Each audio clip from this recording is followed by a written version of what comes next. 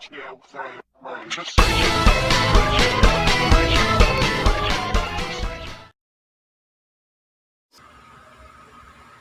day everyone, I am Jason Tan and I'm here to demonstrate to you the procedures in drafting men's trouser. Just like my previous videos that is uploaded here on my channel, you need to prepare the tools, materials needed in drafting men's trouser like L square, hip curve, French curve, um, tape measure, and pattern paper. Most especially the the body measurements you've taken from your client or from yourself.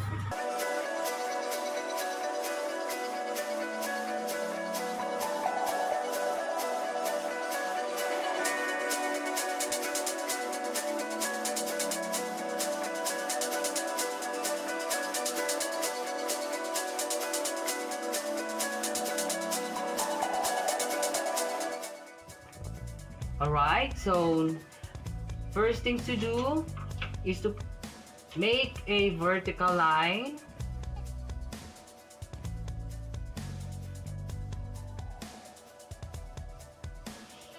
So we have now vertical and horizontal. So the intersection of two lines again is your point A. Okay, so from point A downward is your crotch measurement. So here I have my crotch is 9 1/2. So say 9 1/2. This is your point B. Okay. Then the length of your pants from point A going to downward. So the length of my pants is 34, which is point C. Okay. So once you have this, project the points to the left.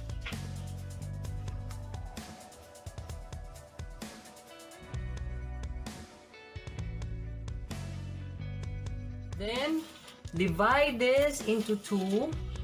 So I have 24 1/4 and 7/8 rather. So all you have to do is to make this like this.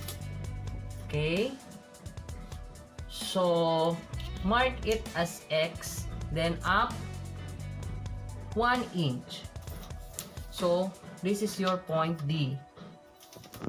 Right? Then project also this to the left. Okay? Now we have 1 2 3 4 lines. Okay? So back to point B. Okay. So go back to point B. So from point B up to here, measure 1/4 of your hip 2. Okay, so I have 9 1/2, 1/4 of my hip 2. Okay, then let's say this is point E. Okay, so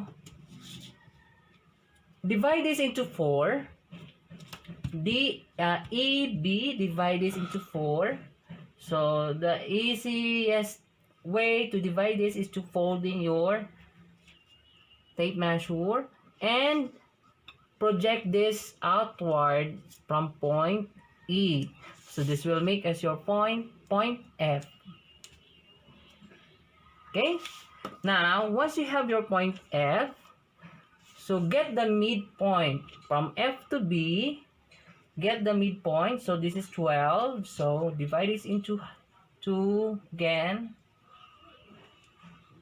Right? So this is now your point FG. Okay? Once you have your point G, we need to project also this downward. Alright, so from line D, so from this intersection, measure 1/4 of your knee circumference. So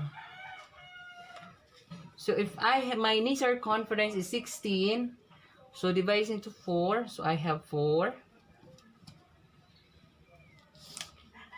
Here 4.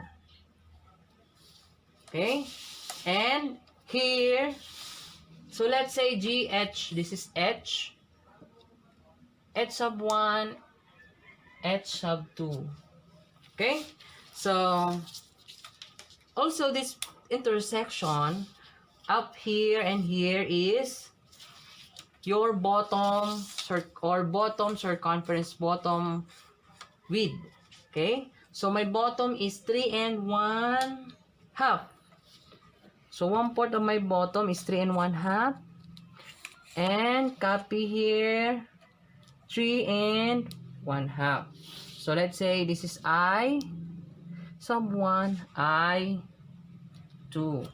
Kasi this is just a line. Okay? Now, connect here.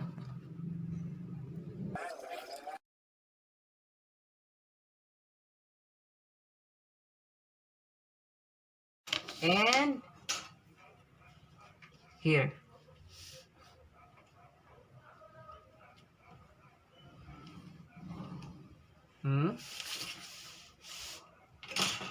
Once you connect this line now, your point E will be projected upward.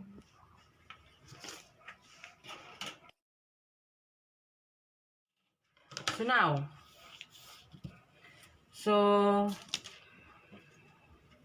here, so what point this now? So HIJ. So let's say this intersection is your point J. Okay?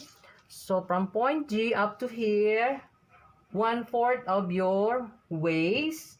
So I have 1 and 1/2 J K.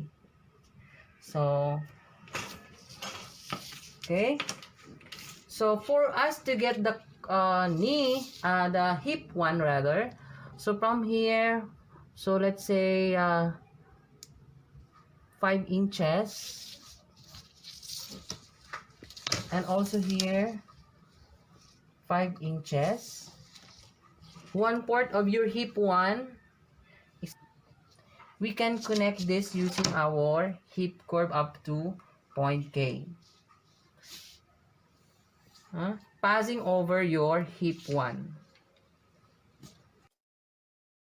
For your front, so from point J, measure downward at least, let's say, the length of your zipper ply is 7.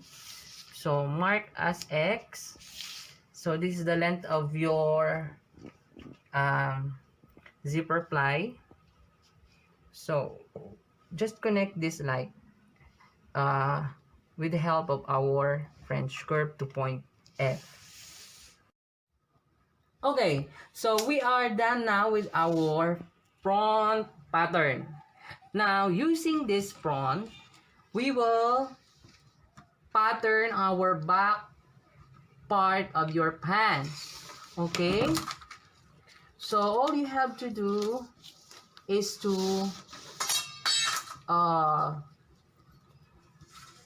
measure here 3/4. Also here 3/4. Here 3/4 and also this 3/4. Okay? So connect.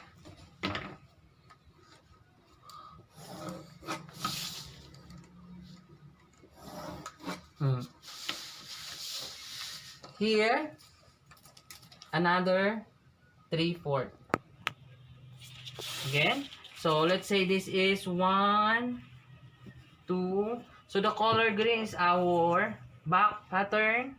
So 3, 4, 5. So this is 3/4, 3/4, 3/4, 3/4, 3/4. Okay? So here. So when you have this kind of line, you need to make this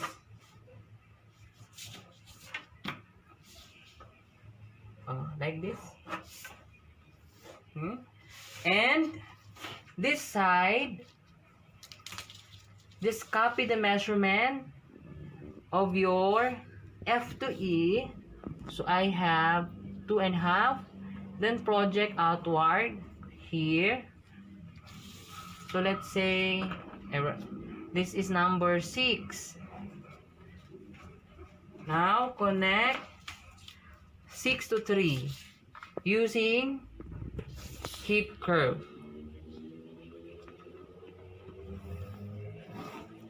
Alright. So from point J, so measure going inside 2 inches, and dito and here measure 3/4, and make a slight inclined line here. So say let's this make 7 and 8. Okay, and then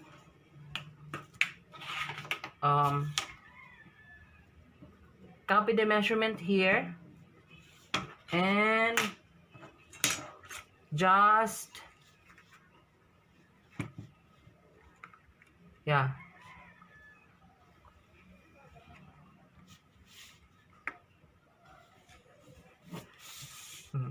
okay, so make sure that this is not very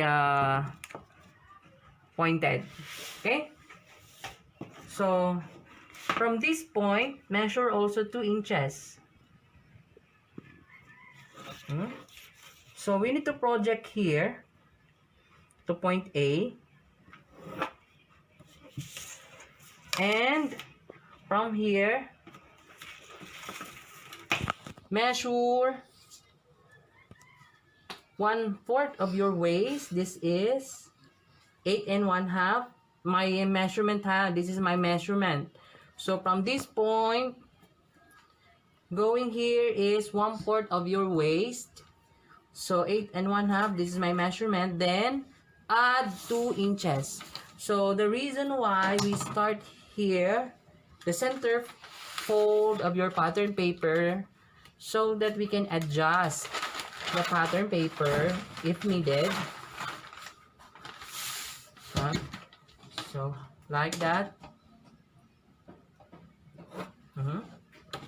Okay, so from this point now, after we adjust the pattern paper, add 1 inch. So let's say this is 9 and 10, 0.10, and connect here.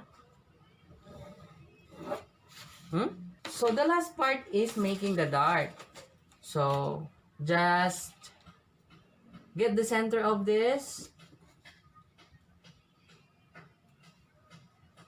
Okay, then using your hip L square rather, so follow this line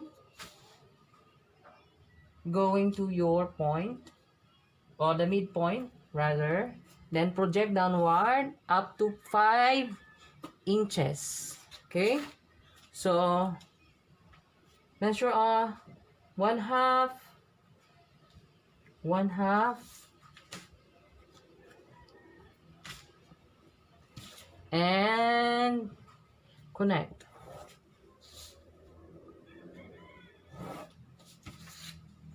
Okay, so we are done now. The black is the black color is your front. The back is the color green here. Okay, so I hope you learned something.